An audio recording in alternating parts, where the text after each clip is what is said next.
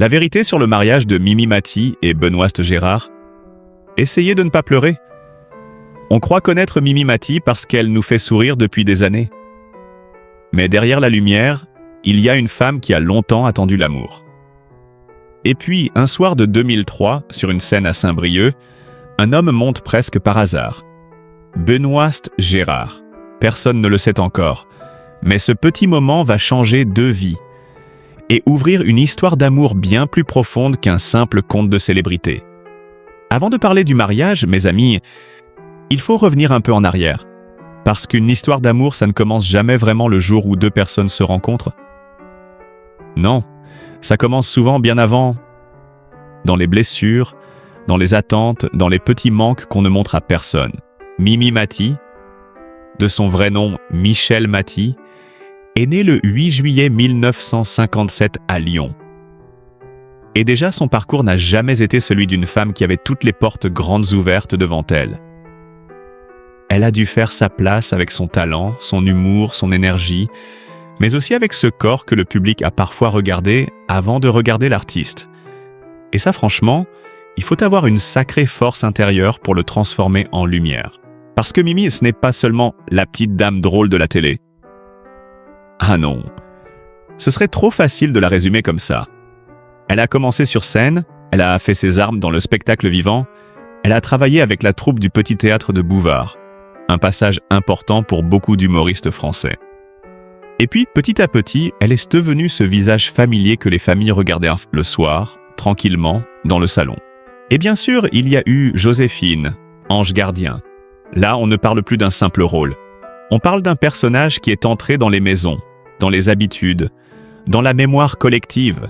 Depuis la fin des années 1990, Mimi Mati est devenue pour beaucoup de Français une sorte de présence rassurante. Quand Joséphine arrivait dans un épisode, on savait qu'il y aurait un problème, une blessure, une injustice, mais aussi une réparation. C'est beau, hein? Jouer un ange pendant des années. Et pourtant, dans la vraie vie, personne ne vient vous arranger le cœur d'un claquement de doigts. Et c'est là que l'histoire devient plus touchante. Parce que derrière le succès, derrière les plateaux télé, derrière les applaudissements, Mimi a souvent laissé entendre qu'elle avait connu une forme de solitude sentimentale. Pas une solitude spectaculaire, pas celle qu'on crie sur tous les toits. Non, plutôt celle qui se glisse le soir quand le bruit retombe, et celle qu'on cache avec une blague, celle qu'on enterre sous le travail. Et si on y pense 2 secondes, combien de gens très entourés se sentent pourtant seuls au fond? C'est ça la question. Elle avait une carrière solide. Elle était aimée du public. Elle était invitée partout. On riait avec elle, on l'applaudissait, on la reconnaissait dans la rue. Mais être connu, ce n'est pas forcément être choisi. Être admiré, ce n'est pas forcément être aimé dans le silence du quotidien. Et puis arrive 2003, à Saint-Brieuc. Mimi est sur scène. Elle fait son métier. Elle joue avec le public, comme elle sait si bien le faire. Et ce soir-là, parmi les spectateurs, il y a Benoît Gérard. Un homme qui n'est pas venu pour devenir célèbre. Un homme qui ne cherche pas les projecteurs. Il monte sur scène presque par hasard, choisi pour participer à un moment du spectacle. Vous imaginez la scène? Lui peut-être un peu gêné, un peu surpris. Elle habituée à improviser, à sentir les gens, à repérer une élégance, une douceur, un regard. Et parfois, mes amis, l'amour ne frappe pas à la porte avec un grand discours. Il arrive comme ça, dans une salle de spectacle, sous les rires du public, au milieu d'un sketch. Une seconde avant, vous êtes 2 inconnus. Une seconde après, quelque chose a bougé. Ce qui touche dans cette rencontre, c'est justement son côté imprévu. Benoît n'était pas un acteur venu jouer un rôle dans sa vie. Il était un homme réel, avec son passé, ses enfants, ses responsabilités. Il n'arrivait pas dans l'existence de Mimi comme un prince de conte de fées, tout propre, tout parfait. Non. Il arrivait comme arrivent les gens à l'âge adulte, avec des valises, des histoires, des cicatrices peut-être, mais aussi une maturité. Et Mimi, elle aussi, n'était plus une jeune femme en train de rêver à l'amour comme dans les chansons. Elle avait déjà traversé des années de travail, de doutes, de regards parfois injustes. Alors quand elle rencontre Benoît, ce n'est pas l'amour naïf de 2 adolescents. C'est autre chose. c'est peut-être plus profond, plus fragile aussi. Parce qu'aimer à 20 ans, on croit qu'on a toute la vie pour recommencer. Mais aimer à presque 50 ans, là, on sait ce que ça coûte de se tromper. Et si je peux me permettre, moi, à cet âge-là, si quelqu'un me regardait avec respect, sans vouloir me changer, sans vouloir profiter de ma lumière, je crois que je ferais attention. Très attention. Parce que ce genre de rencontre, ça ne court pas les rues. 2 ans après cette rencontre, Mimi et Benoît se marient, le 27 août 2005, à Neuilly-sur-Seine. Pour elle, c'est un premier mariage. Et ça, ce n'est pas un détail. C'est même le cœur de l'histoire. Une femme connue, aimée, installée dans sa carrière, qui attend 48 ans pour dire oui. Alors évidemment, le public a souri. Certains ont parlé d'un conte de fées. D'autres se sont demandé comment cet homme discret allait trouver sa place auprès d'une femme aussi célèbre. Et cette question, mine de rien, va accompagner leur couple pendant longtemps. Parce qu'aimer une star, ce n'est pas seulement aimer une personne. C'est aussi apprendre à vivre avec son image, son public, ses absences, ses tournages, ses douleurs. Et parfois, les rumeurs qui viennent frapper à la fenêtre même quand personne ne les a invités. Et là, mes amis, on arrive à la partie que beaucoup de gens regardent avec curiosité. Parce qu'au début, tout semble beau. Presque trop beau. Mimi Mati, l'artiste aimé du public, épouse Benoît Gérard, un homme plus discret, plus loin du tumulte médiatique. On se dit, enfin, elle a trouvé son compagnon de route. Mais dans la vraie vie, un mariage ne reste jamais figé sur la photo du jour de noces. Après le 27 août 2005, leur couple devient forcément un sujet. Pas seulement parce que Mimi est célèbre, mais parce que cette union arrive tard dans sa vie, à un moment où beaucoup pensaient peut-être qu'elle avait accepté de rester seule. Et puis soudain, non, elle aime. Elle se marie. Elle construit une famille. Et quelle famille d'ailleurs? Benoît Gérard arrive avec ses enfants. Mimi, elle, n'a pas d'enfant biologique avec lui. Mais elle devient belle-mère. Et ça, il ne faut pas le dire trop vite. Parce que devenir belle-mère à l'âge adulte, ce n'est pas simplement entrer dans une maison et sourire sur les photos. Non. C'est trouver sa place sans effacer personne. C'est aimer sans forcer. C'est tendre la main, mais attendre qu'on vous la prenne. Franchement, si c'était moi, je crois que j'aurais eu peur. Peur d'en faire trop. Peur de ne pas en faire assez. Peur d'être regardé comme la nouvelle personne, dans une histoire qui existait déjà avant moi. Et Mimi, avec son tempérament, son humour, son besoin de donner de l'amour, a peu à peu parlé de cette famille recomposée avec beaucoup de fierté. Elle a souvent laissé comprendre que ces enfants-là comptaient énormément pour elle. Comme quoi, parfois, la maternité ne passe pas seulement par le sang. Elle passe par les repas partagés, les anniversaires, les petits messages, les présences quand il faut. Mais pendant que leur foyer se construit, autour d'eux, le bruit continue. Parce que Benoît n'épouse pas seulement une femme. Il épouse aussi, d'une certaine façon, une image publique. Celle de Mimi Mati, une des personnalités les plus populaires de France. Une actrice associée à une série culte. Une femme que les gens arrêtent dans la rue avec tendresse, presque comme si elle faisait partie de leur propre famille. Et alors, une question se glisse doucement. Comment un homme discret peut-il vivre aux côtés d'une femme dont la lumière prend presque toute la pièce? Voilà le genre de question qui nourrit les discussions. Les magazines, les forums, les petites phrases lâchées ici ou là. Certains ont imaginé que Benoît pouvait se sentir dans l'ombre. D'autres ont parlé de tensions possibles, de moments plus froids, de disputes comme il y en a dans beaucoup de couples. Mais attention, nous, on ne va pas faire semblant d'avoir été derrière leur porte. On ne sait pas. Et quand on ne sait pas, on doit garder une chose précieuse. La pudeur. Ce qu'on peut dire, en revanche, c'est qu'un couple où l'un des deux est très célèbre doit affronter une fatigue particulière. La fatigue du regard des autres. La fatigue des interprétations. Un geste devient un signe. Une absence devient une crise. Une phrase devient un titre. Vous voyez le problème? Dans un couple ordinaire, on peut se disputer le matin et se réconcilier le soir sans que personne ne le sache. Mais dans un couple connu, même le silence peut devenir une rumeur. Et puis il y a eu un autre chapitre, plus intime, plus lourd. La santé de Mimi. Ces dernières années, elle a connu de sérieux problèmes de dos. des opérations, des douleurs, des périodes où se déplacer devenait difficile. Et là, mes amis, les paillettes disparaissent vite. Très vite. Quand le corps dit stop, quand la douleur s'invite dans le quotidien, quand on ne peut plus faire semblant d'aller bien, le couple est mis face à sa vérité. Parce que l'amour, ce n'est pas seulement les voyages, les sourires, les cérémonies, les belles robes. L'amour, c'est aussi quelqu'un qui vous aide à vous lever, quelqu'un qui vous attend, quelqu'un qui ne vous regarde pas comme un problème, mais comme une personne à protéger. Et Benoît, dans cette période, apparaît souvent comme cet homme-là, présent, discret, solide. Pas besoin de grands discours. Parfois, le plus beau « je t'aime », c'est juste une présence au bon moment. Alors oui, les rumeurs ont existé. Oui, certains ont voulu chercher une face cachée, une fissure, un malaise.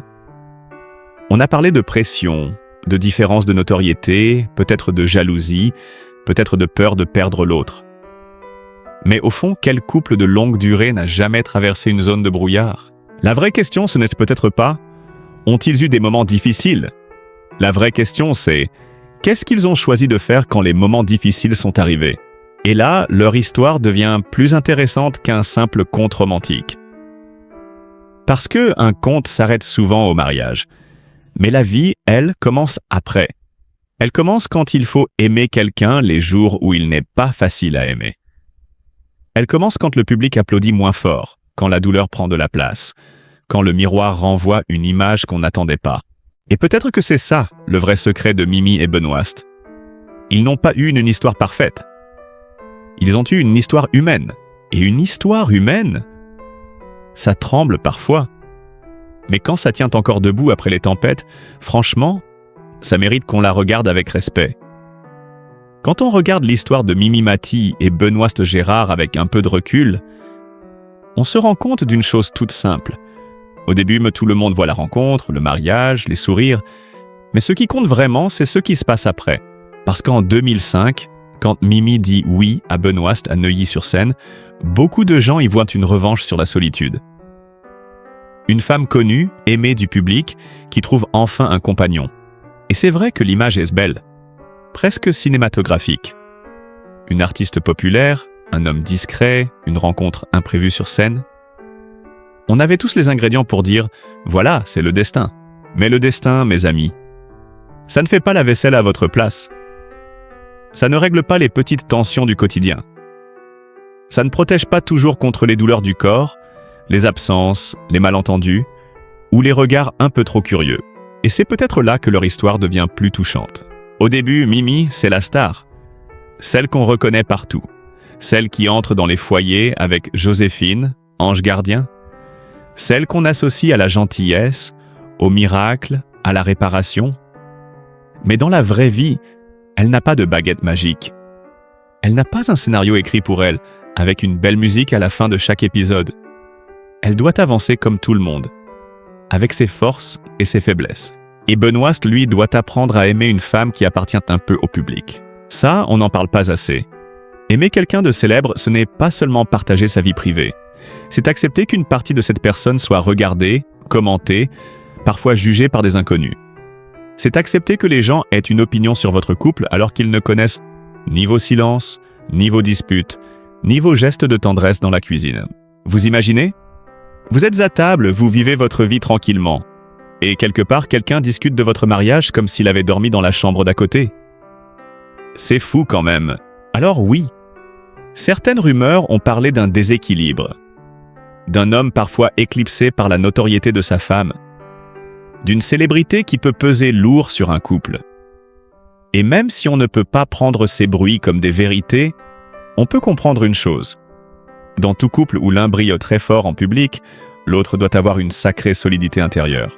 Parce que rester soi-même à côté d'une personnalité aussi aimée, ce n'est pas rien. Et puis, avec les années, l'histoire change de couleur. Elle devient moins conte de fées, plus compagnonnage, moins robe de mariée, plus rendez-vous médicaux, moins tapis rouge, plus couloir d'hôpital. Et là, pardonnez-moi, mais c'est souvent là qu'on voit la profondeur d'un couple. Quand Mimi traverse ses problèmes de dos, quand les opérations deviennent une réalité, quand la fatigue s'installe, quand le corps oblige à ralentir, Benoît n'est plus seulement le mari de, il devient l'homme qui accompagne. Celui qui est là quand l'image publique ne suffit plus à tenir debout. Et ça, pour moi, c'est plus fort que toutes les déclarations romantiques, parce qu'un amour jeune se prouve parfois avec des fleurs. Un amour mûr se prouve avec de la patience. Et si on compare la Mimi d'avant Benoît avec celle d'aujourd'hui, on voit peut-être une femme qui a gagné autre chose que l'amour. Elle a gagné une maison intérieure, une sorte de port d'attache. Bien sûr, elle reste l'artiste, la comédienne, la femme drôle, celle qui sait répondre avec esprit. Mais derrière tout ça, il y a aussi quelqu'un qui n'est plus obligé de tout porter seul. Et là, une question se pose. Est-ce que le vrai bonheur, finalement, ce n'est pas d'avoir quelqu'un qui reste quand on n'a plus besoin d'impressionner personne? Parce qu'à 20 ans, on veut souvent être admiré. À 40 ans, on veut être compris. Mais après 50 ans, je crois qu'on veut surtout être accompagné sans avoir à se justifier. Mimi et Benoît n'ont peut-être pas eu une histoire parfaite. Et heureusement, d'ailleurs. Les histoires parfaites, ça fatigue un peu, non? On dirait des vitrines bien nettoyées, mais on ne sait jamais ce qu'il y a derrière. Leur histoire à eux semble plus vraie parce qu'elle a connu des plis, des questions, des fragilités. Et dans ce monde où tout va vite, où les couples se font et se défont sous les yeux du public, voir deux personnes continuer à marcher ensemble malgré les douleurs, malgré les commentaires, malgré les années, ça a quelque chose de profondément humain. Peut-être que le public voulait un conte de fées, mais la vie leur a donné mieux. Une histoire imparfaite qui tient encore debout. Et ça, mes amis, ce n'est pas moins romantique. C'est peut-être même beaucoup plus beau. Et moi, quand je regarde cette histoire avec mes yeux d'aujourd'hui, je me dis une chose toute simple. On a peut-être trop souvent confondu l'amour avec le spectacle. On veut des déclarations. On veut des photos parfaites. On veut des couples qui sourient toujours, qui répondent bien aux interviews, qui donnent l'impression que tout est facile. Mais dans la vraie vie, mes amis, un couple, ce n'est pas une affiche de cinéma. C'est une table de cuisine. C'est une fatigue qu'on partage. C'est parfois une dispute pour une broutille, puis un café posé sans un mot pour dire « Bon, allez, on continue ». Et c'est peut-être ça qui rend le mariage de Mimi Mati et Benoît Gérard si touchant. Parce que Mimi, on l'a beaucoup regardée comme une femme forte, une femme drôle, une femme lumineuse, une femme capable de faire rire une salle entière et d'émouvoir des millions de téléspectateurs. Mais une femme forte, ça reste une femme qui peut avoir peur. Une femme drôle, ça peut aussi pleurer quand personne ne filme. Et une femme célèbre, ça peut se sentir seule au milieu de tout le monde. C'est ça, le paradoxe. Le public l'aime depuis des années. Il l'a vu dans Joséphine, Ange gardien, il l'a vu sur scène, il l'a entendu rire, répondre avec humour, remettre les choses à leur place quand il fallait. Mais Benoît, lui, n'a pas seulement épousé l'image que nous connaissons. Il a épousé la femme derrière l'image, celle qui enlève le maquillage, celle qui a mal au dos, celle qui peut douter, celle qui peut avoir besoin qu'on lui dise « Je suis là ». Et franchement, c'est là que l'amour devient sérieux. Parce qu'aimer quelqu'un quand tout va bien, c'est agréable. Aimer quelqu'un quand la vie est légère, quand les projets s'enchaînent, quand le corps suit, quand les rires viennent facilement, oui, c'est beau. Mais aimer quelqu'un quand la santé vacille, quand la patience est mise à l'épreuve, quand les habitudes changent, quand il faut adapter sa vie au rythme de l'autre, là, on parle d'autre chose. Là, on parle d'engagement.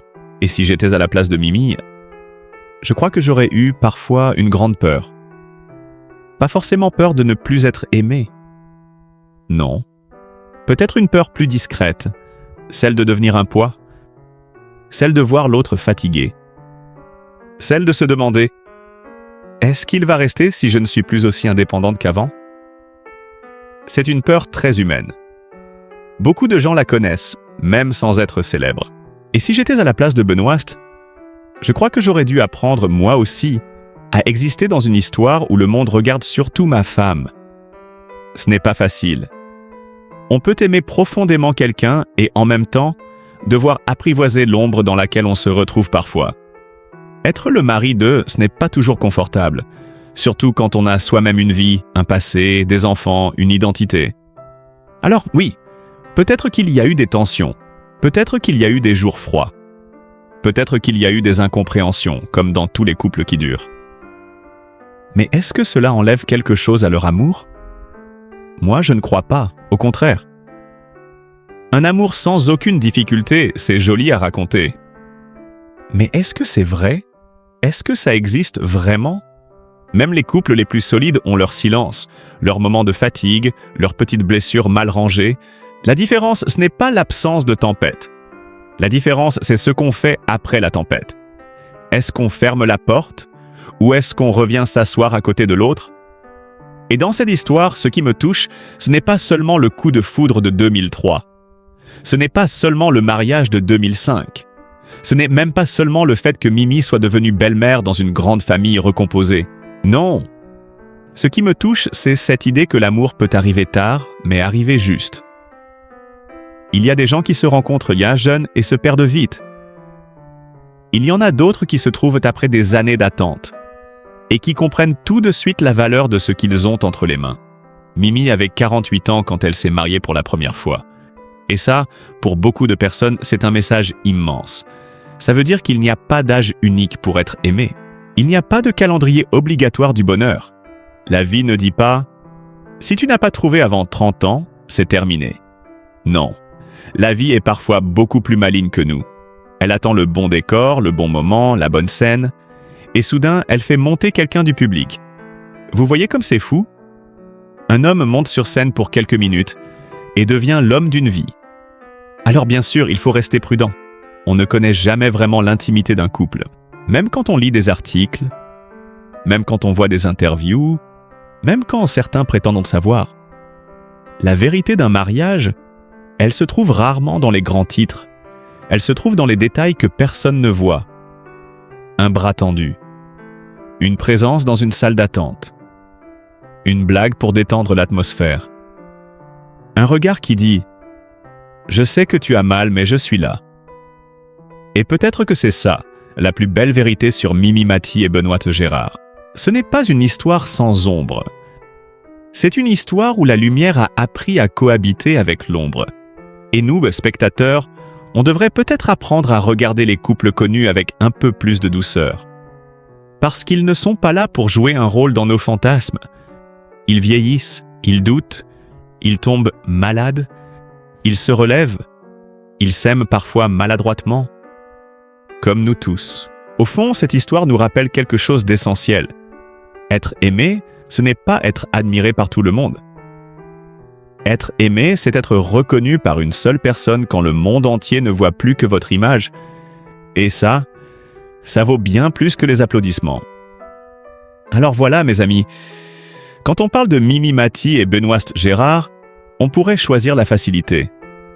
On pourrait dire « Une star rencontre un homme dans le public, ils se marient et tout devient merveilleux. » Mais la vie, ce n'est sans jamais aussi simple. La vraie histoire est plus subtile, plus humaine, et peut-être plus belle aussi. Parce que derrière cette rencontre de 2003 à Saint-Brieuc, derrière ce mariage du 27 août 2005 à Neuilly-sur-Seine, il y a deux personnes qui ont dû apprendre à s'aimer dans un monde où tout se commente.